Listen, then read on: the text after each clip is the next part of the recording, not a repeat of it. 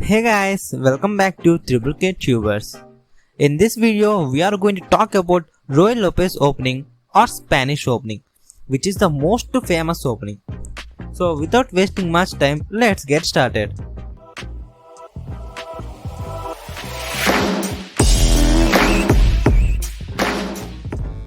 This opening starts with pawn to e4 and black pawn to e5, and then knight to f3, and then most common move black knight to c6.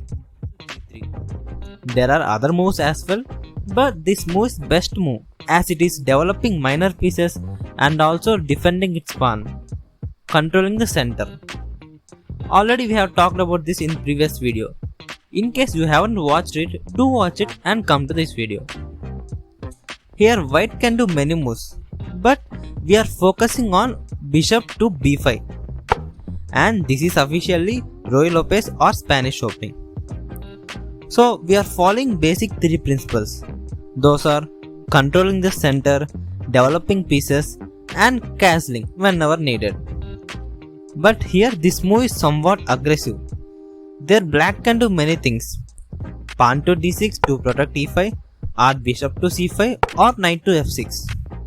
But we can see one of the common response from black is pawn to a6.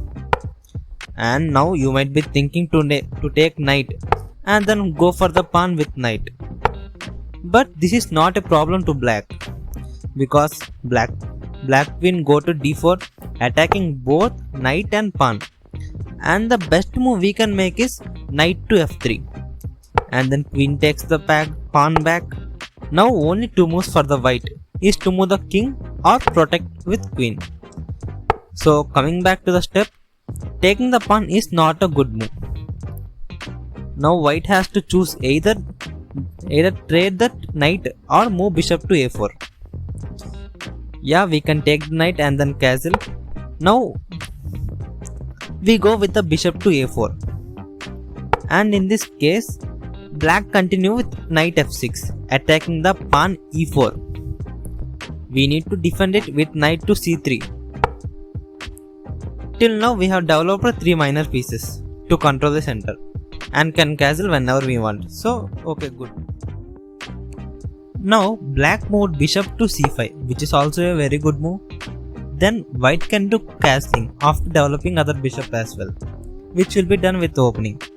But here what white did is taking pawn with knight to e5. But why? He might take our knight now. Pause this video and comment your reason below. I can say that this is not a mistake. Congratulations to those who found it. Now, because pawn to d4 creating a fork, not only for this but can also develop other bishop also. Now black can do bishop to d6, so when we take knight, he can take pawn back. But black choose to move bishop to b4, pinning the knight. And then pawn takes knight and then knight to e4 taking pawn, because white knight is pinned and cannot move. Now we have to protect our knight. So queen to d4 is very powerful move, as it is attacking both bishop and knight, and also protecting our knight also. And most important, queen is in center, which is very powerful.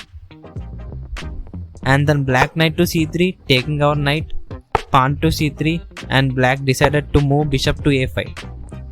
Now white is in very good position. White can either castle or develop bishop. But here what white did is bishop to a3. It is not only pinning their king, but also preventing him from castling, because he cannot pass through check. Then black pawn to b6 in order to develop their bishop, but it is too slow now. Pawn to e6. If you try to kill, then we can easily do checkmate. So what black can do is queen to f6, attacking our queen. And then white move is bishop to d7 check. Now if you try to take our bishop, then queen to d7 checkmate. So only move is king to d8.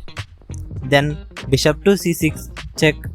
If they try to block with bishop, then queen to d7 checkmate. So they take our queen.